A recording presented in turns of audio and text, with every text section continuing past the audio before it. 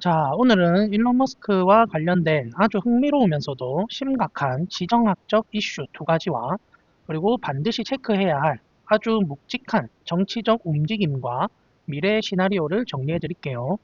영국과 이란, 전혀 다른 두 나라에서 벌어지고 있는 일이지만 그 중심에는 모두 일론 머스크와 그의 기술이 있습니다. 미국 상원 의원, 기가팩토리 방문과 스페이스X 상장 어떻게 될지 한번 내용 알아볼게요. 본격적인 시작에 앞서 여러분의 구독과 좋아요, 알림 설정이 제가 영상을 계속 만들 수 있는 가장 큰 원동력입니다.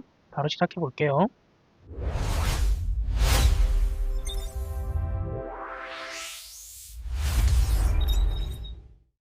자, 첫 번째 소식은 영국 소식인데요. 최근 영국 정부가 X, 그러니까 구 트위터를 금지하고 심지어 일론 머스크의 입국까지 막으려고 한다는 이야기가 나오고 있어요.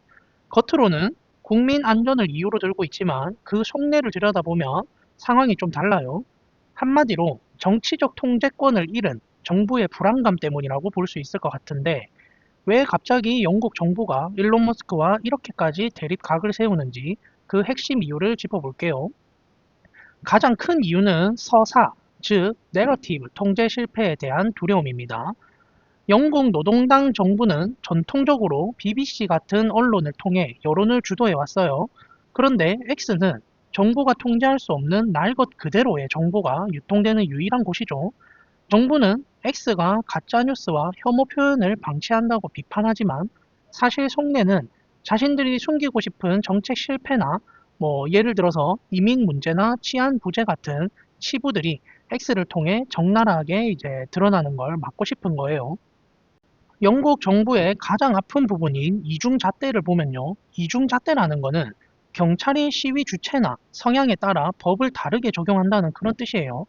영국 경찰이 실제 흉악범이나 아동 성착취 그 조직에 대해서는 인종차별 논란이 무서워 솜방망이 처벌을 하면서 정부를 비판하는 글을 온라인에 쓴 자국민은 무려 12,000명이나 체포했다는 자료가 있어요. 실제로 통계를 보면 충격적인데요.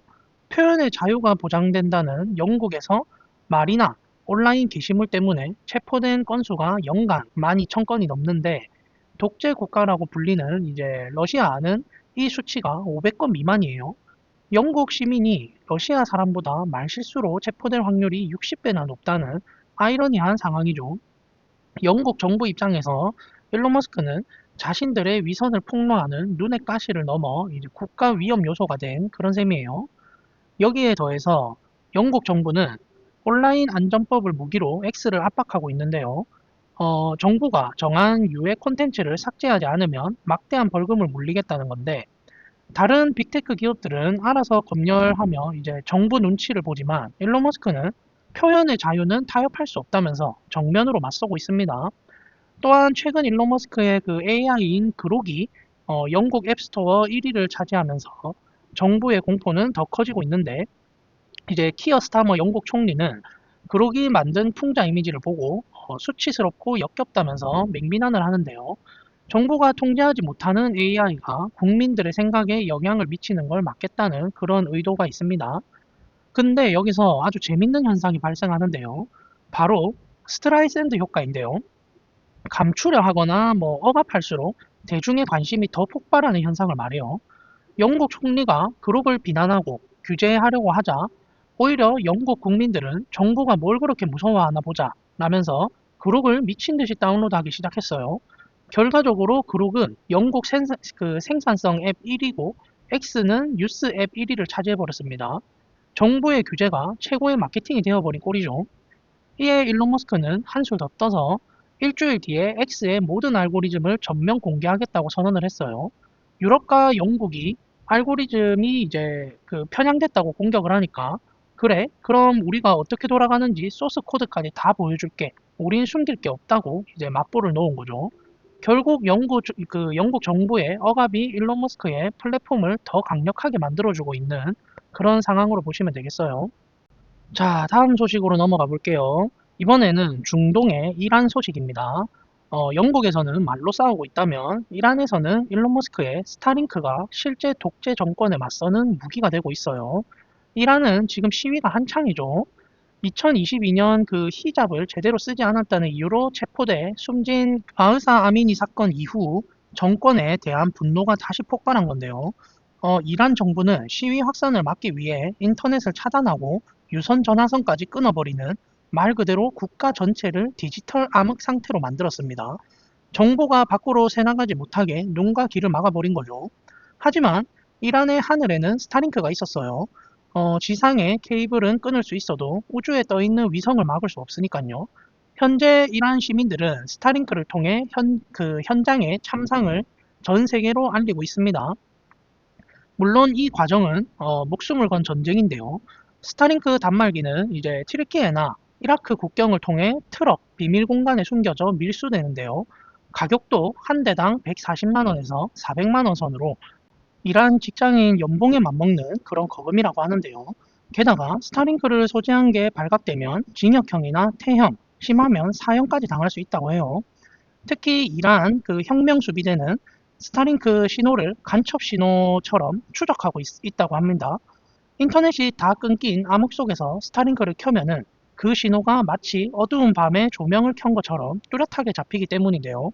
이걸 이제 호밍 비컨, 즉 유도 표적 신호라고 하는데요. 켜는 순간 내 위치가 군대에 노출될 수 있음에도 불구하고 현재 이란 내에는 약 2만 대에서 5만 대의 스타링크가 비밀리에 작동 중인 것으로 추정이 된다고 하네요.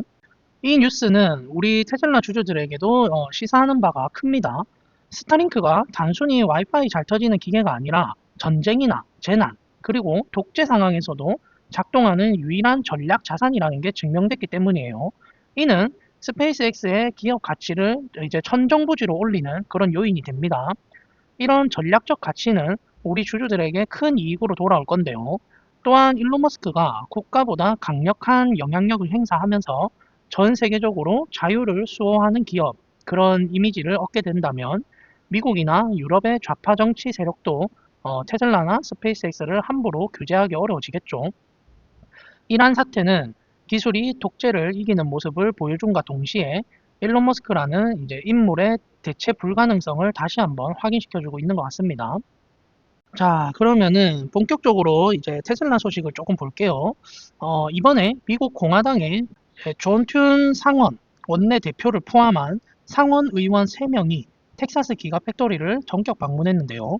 여기서 중요한 건 존 튠이라는 인물이에요. 이 사람은 단순히 의원 한 명이 아니라 상원에서 법안을 통과시킬지 말지를 결정하는 가장 강력한 권한을 가진 상원 다수당 원내대표입니다. 그런 거물이 직접 움직였다는 것은 자율주행 관련 법안 처리가 임박했다는 아주 강력한 신호로 볼 수 있어요. 더 고무적인 것은 이들이 가서 본 것이 단순한 파워포인트 발표가 아니었다는 점인데요. 일론 머스크는 이들을 데리고 사이버캡, 그러니까 핸들도 페달도 없는 로보택시가 실제로 만들어지고 있는 생산 라인을 직접 보여줬습니다. 이건 말로만 우리 기술이 좋다라고 하는 게 아니라 보시다시피 우리는 이미 공장에서 찍어낼 준비가 다 끝났다. 이제 의회에서 도장만 찍어주면 된다라고 무언의 압박을 가한 거나 다름이 없죠. 이 자리에 테슬라의 차량 엔지니어링 부사장인 라스 모라비도 함께 했는데요. 라스 모라비가 배석했다는 것은 의원들에게 차량의 안전 구조와 대량 생산 능력에 대해 아주 기술적이고 구체적인 확신을 심어줬다는 그런 뜻입니다. 그럼 왜 하필 지금일까요? 바로 다가오는 1월 13일이 결정적인 날이기 때문이에요. 현재 미국 법상으로는 핸들이 없는 차는 1년에 고작 2,500대밖에 못 만듭니다. 이걸로는 사업을 할 수가 없겠죠. 1월 13일에 있을 표결 혹은 의회 절차는 이 숫자를 수만 대, 수십만 대로 확 늘려주는 그런 즉 실험 단계에서 대규모 배치 단계로 넘어가는 그런 관문을 여는 날이에요. 상원 원내대표가 직접 눈으로 생산 라인을 확인하고 갔으니 다가오는 1월 13일에 테슬라가 원하던 규제 해소, 즉 패스트 트랙이 통과될 가능성이 매우 높아졌다고 볼 수 있겠어요. 이것이 통과되면 사이버캡 양상과 출시는 그야말로 날개를 달게 될 거예요. 자, 그럼 화제를 돌려볼게요. 이번에는 실리콘밸리의 유명 투자자인 차마스가 내놓은 아주 흥미로운 예측을 전해드릴 건데요. 바로 2026년에 스페이스X가 어떻게 될 것인가에 대한 이야기인데요. 많은 분이 스페이스X가 따로 상장, 즉 IPO를 해서 주식시장에 대비할 거라고 생각을 하실 건데, 물론 저도 그렇게 생각하고 있는데요. 그런데 차마스는 정반대의 주장을 내놓고 있어요. 스페이스X는 따로 상장하지 않고 테슬라와 합쳐질 거라는 이른바 역합병 시나리오입니다. 쉽게 말해 테슬라가 스페이스X를 흡수해서 하나의 회사가 된다는 건데, 차마스가 이렇게 주장하는 근거는 바로 일론 머스크의 의리 때문이에요.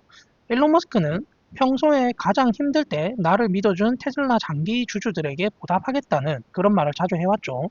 만약 스페이스X를 따로 상장시키면 테슬라 주주들은 스페이스X 주식을 사기 위해 또 돈을 써야 할 건데, 하지만 두 회사를 합쳐버리면 테슬라 주식만 들고 있어도 자동으로 스페이스X의 주인이 되는 셈이니 이것이야말로 주주들에게 줄 수 있는 최고의 선물이라는 그런 논리예요. 근데 뭐 아직 밝혀진 건 없지만요. 일론 머스크는 테슬라 주주들에게 뭐 테슬라 몇 주 가지고 있으면 스페이스X 주식을 뭐 줄 수도 있다 했고, 또 아니면 테슬라 한 주당 스페이스X 주식을 0.2주를 준다거나 뭐 그런 식의 루머들도 지금 많이 떠돌아다니고 있거든요. 뭐 아니면은 구글처럼 지주사를 만드는 거죠. 구글의 지주사가 알파벳이잖아요. 이 알파벳 안에 이제 뭐 유튜브나 뭐 안드로이드, 클라우드 뭐 이런 것들이 다 포함되어 있는 건데, 이제 지주사라는 거는 서비스를 제공하는 대신 다른 회사의 주식을 소유함으로써 그 회사들을 지배하고 관리하는 것을 목적으로 하는 그런 회사인데요. 뭐 그런 식으로 할 수도 있을 거고, 또는 차마스가 말한 대로 아예 두 회사를 하나로 섞어버리는 합병 방식이 될 수도 있겠죠. 뭐 만약 합병이 되면 그러면 테슬라의 주가는 그야말로 폭발적으로 상승하겠죠. 전 세계에서 가장 가치 있는 비상장 기업인 스페이스X의 가치가 테슬라 시가총액에 그대로 더해지기 때문인데요. 결국에는 뭐 합병이든 지주사 설립이든 뭐 개인 IPO든 일론 머스크의 머릿속에는 어떻게 하면 내 편인 이제 테슬라 주주들에게 스페이스X의 과실을 나눠줄까, 그런 고민이 들어있다는 점이 중요합니다. 2026년 일론 머스크가 그리는 큰 그림이 과연 어떤 형태로 완성될지 우리 테슬라 주주들은 즐거운 마음으로 지켜보면 되겠어요. 자, 제가 준비한 소식은 여기까지고요. 오늘 소식에 대해 구독자님들은 어떤 생각이 드셨는지 자유롭게 댓글로 남겨주시면 함께 이야기 나눠보겠습니다. 이상으로 저는 장기 투자하는 파더 장투파였습니다. 감사합니다.